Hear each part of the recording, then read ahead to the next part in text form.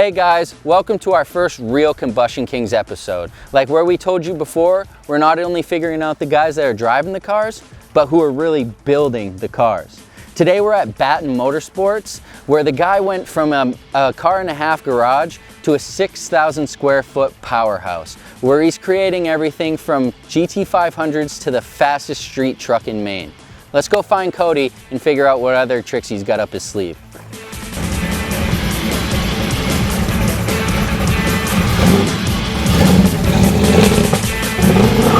Alright guys, as promised, we're here with the man, Coty Batten. Cody, thanks for having us. But to start off, everybody wants to know, how did you get here? Like, what got you into cars?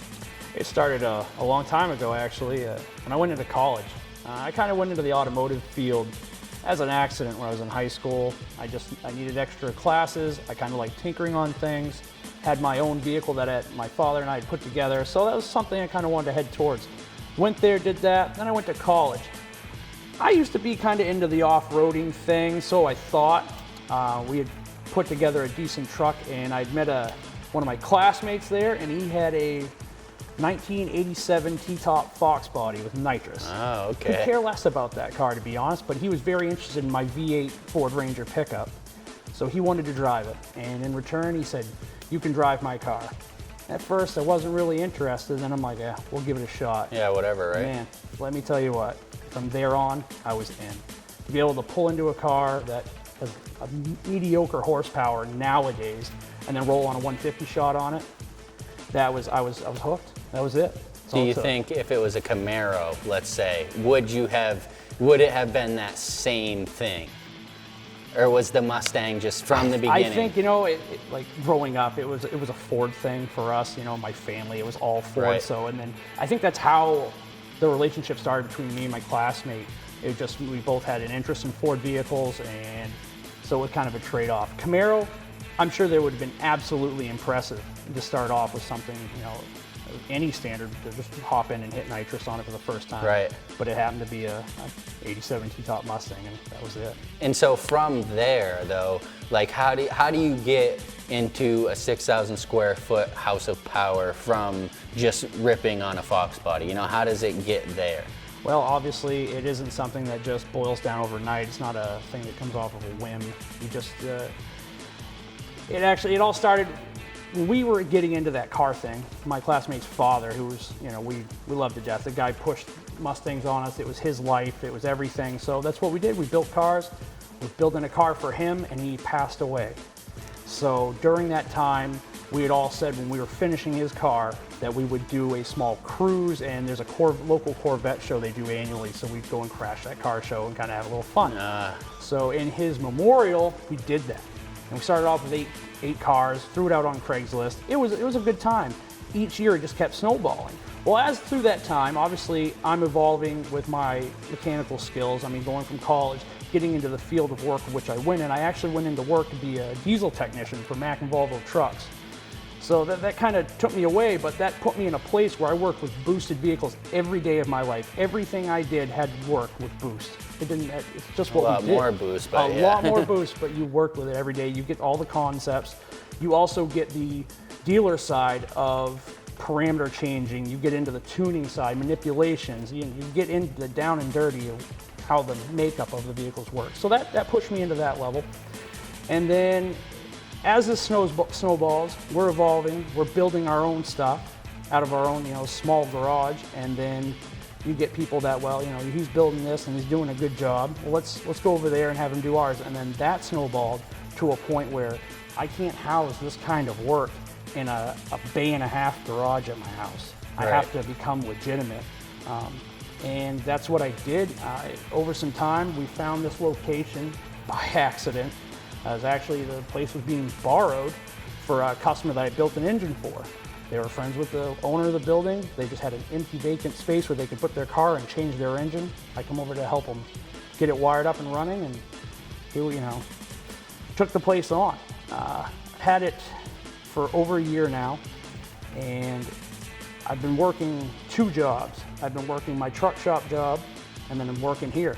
Wow. Trying to produce all this work and be committed to something that I've invested in the last 7-8 years of my life in. It's not easy, and it's not fair to either one. You know, we're trying to deliver a great product to our customers. And consistency with those customers is important as far as being here and being committed to what you're building and not being distracted by another job. Absolutely correct. You know, you're going to be devoted to your customers because in return, they're devoted to you. You know, they'll be loyal to you. So that's what I did.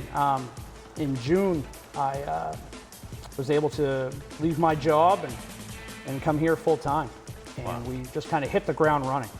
And it's hit as hard as we could. We produced quite a bit of work, and we're getting there. We're getting there. It must have been, it really must have been something to like leave what you thought your career path was gonna be and literally come out back of an old cement concrete spot and just create hundreds and thousands really of horsepower just out of what maybe at one point was just housing some concrete machines or something like that. Absolutely. You know, it's not something that's easy. It's not for everyone.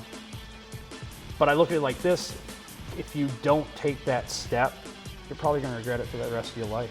Right. You're always going to be wondering. You're going to be in that place, and you're like, man, should I have done that? Should I have done that? Should I have gone and took that chance? Because, to be honest, you know, this isn't the end of the world. You know, if for some people at my age, I think, if it didn't work out for them, there's always potential to still be able to move forward in the future. Right. But, you know, right now that's not my thought process. I'm here to stay. And we're gonna get it done. And how old are you actually? I just turned 29 years old. You're only 29 and 29. you're running your own motorsports facility. Yes. That's pretty good. Not bad. Yeah. We're getting there. Yeah. So let's check out, we mentioned the fastest street truck in Maine and some of these Mustangs. Let's check them out. Yeah, absolutely.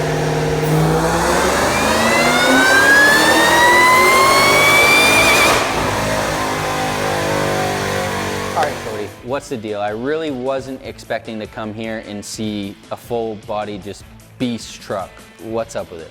This is a 2002 Ford Lightning owned by a very good customer of mine. Believe it or not, the guy's 73. No. Yeah. 73. 73. It's got Wow. the fastest truck, street truck in the state of Maine. Wow, I hope Yeah. I'm there when I'm 73. Yeah, no kidding. Absolutely.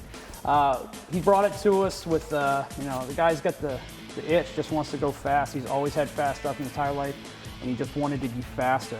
It had been previously modded by a pretty, reputable company, but it just wasn't there yet. So we took it to the next level. We put a 3.4 liter Whipple Supercharger system on it, as well as a 4 Innovations return fuel system.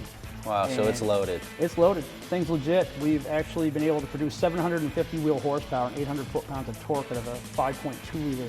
Truck. Yeah, 2-valve. It's Wow. not a 4-valve engine. Wow, that is definitely impressive. And it's clean. It's not Super clean. It's got 9,000 miles on it. Oh wow, so he's literally driving This truck's this lived just... its life a quarter mile at a time. Oh. Legitimately. Yeah, that is cool. Yep. That is awesome. I mean, is there anything else notable about it? Absolutely. I mean, it has a completely redone interior with a got heated and cool seats. Heated and cool this thing's, seats. Wow. it's 4,700 pounds, and it walks out on some of the fastest street cars around. Wow. Running mid-6s in the 8th mile. Wow, that's fast. And mid to low 10s in the quarter. It's right now we're pushing it, and we're trying to get it into the 9s. Wow, a truck in the 9s. That would be pretty cool. With all metal panels. This isn't a glass truck. This is all metal. Right. So it's original in that sense that you're not, really definitely. busting it down with the weight reduction. Right. And so speaking of some of the fastest street cars, and a little history on me, I haven't always been like a domestic guy, but I see you got some Mustangs out there and I've heard they're pretty fast. Can we check some of them out? Oh, please. All right. My pleasure.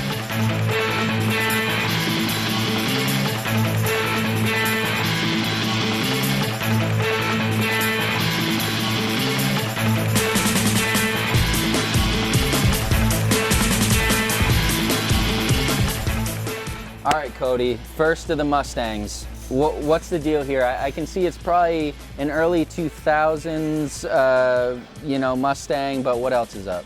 Well, this car actually came to us as a bone stock 2002 Mustang GT. Okay. And the customer had a need for more power and a more reliable powertrain and a better handling car. Okay. A safer vehicle was something that's that's exciting, you know, an exciting vehicle. Of course. So we sat down with the customer, come up with a good plan, and we decided just to start from scratch. We stripped this vehicle completely down to a bare chassis. Wow, everything. that is scratch. Yep, bare bones. All the wiring, interior, everything's out. So you're responsible for the harness, everything. Everything on we've literally touched every nut and bolt on this vehicle. Wow. So, weren't you scared? Like, I mean, I don't know if I could take something apart and feel like I could just put it all back together like it was. It's one of those things, it's just nuts and bolts. Right. And we wanted to keep it that way. So rather than manipulating other harnesses into trying to make things work, when we built this car, we built it like a factory vehicle we built. So we use all the proper wiring harnesses, all the proper modules, everything is along on the same line, so there's no inconsistencies that would make unreliable flaws. Okay. The car, we used a 2004 Cobra powertrain.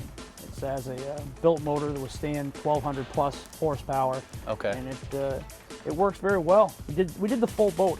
We did keep a solid rear axle rather than going with the IRS. For what he likes to do, I think it would be more of an advantage for him. Brakes, suspension, interior, everything else, we went straight to the Cobra swap. Okay. So. And I noticed this isn't your standard, supercharger, no run-of-the-mill eBay stuff. Like, what's going on? One of the best parts of this powertrain is that supercharger. That's a Kenny Bell 2.4 liter. Okay. It's a smaller displacement blower compared to what you see now, but the air velocity feature of it's perfect. For a street car, you don't want anything like a big turbo, takes lag. A big supercharger takes a long time to fill. You have a small supercharger with a good velocity ratio, it'll build up, boost hits hard, get a lot of torque, and it's really fun on the street. Okay, so I'm sure that throttle response is right there. You're not, like you said, waiting on that turbo. It's just boom, bang, go. Yep, instant boost. And so I don't know if you said it, but what horsepower are we talking about out of this O2? This car came in at about 200 wheel horsepower. It's 650 wheel horsepower. Wow. One of the best features is in the suspension. We did a full coilover conversion in the car, along with control arms and all the other adequate components, including brakes to make it safe. The car goes like an arrow. Even when it loses traction, it keeps you straight and you can stay right in it. Yeah, that's that important part of not just putting power to the ground, but keeping the power on the ground. There's a ratio that needs to be considered in every build. Oh yeah, this is definitely a nice car. I can't believe you guys tore it down like that. But what's next in line? Because I'm curious about interesting these. things over here. Okay.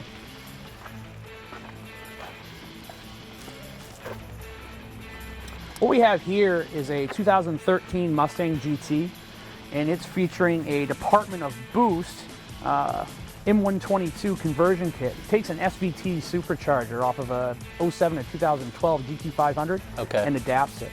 Oh, all right. So this is actually a supercharger from a stock GT500. Correct. Okay. Yep. It allows the GT to simulate and resemble some of the features of the GT500 while using their newer platform engine.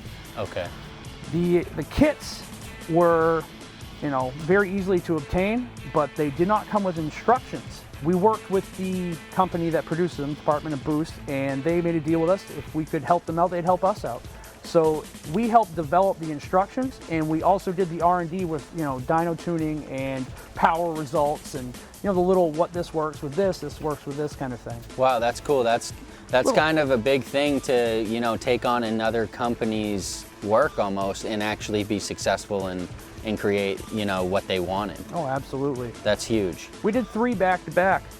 We had 3 cars lined up, 3 kits, and we went to town, and we used the first one as to build a good system, a fast system to get the install down, because it's involved. It's an involved system install. You're completely reconfiguring the engine as well as an additional cooling system for the manifold.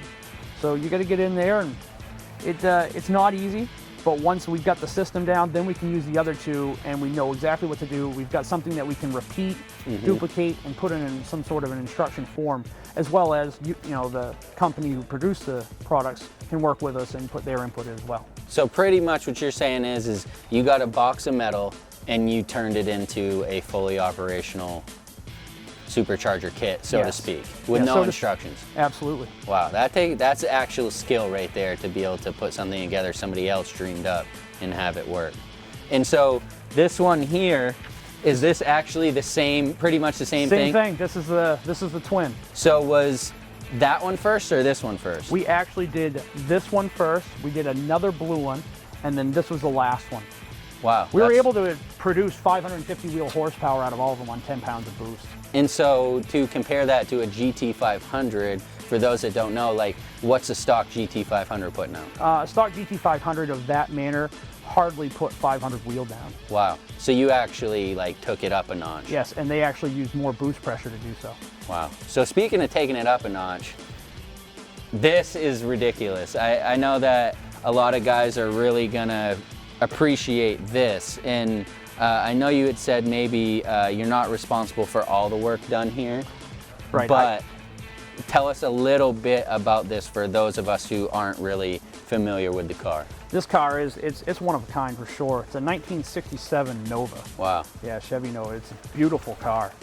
I can't take all the credit as much as I'd love Right. to, but it's our baby now. The customer traded one car we helped him with. He had a 67 Camaro that was LS swapped and it had Wow. a Magnuson blower on it. Wow. He traded it because this is his dream car. He's Oh, always yeah. had the best of the best when it comes to these classic muscle cars, and I really don't think you get any better than this car. No, this, when we pulled in, I was just like, oh, damn, like this has the looks, it has the power, it has the race features, like you really right, you couldn't ask for more. And to kind of touch on the fact that, you know, we got a lot of Mustangs here today, guys.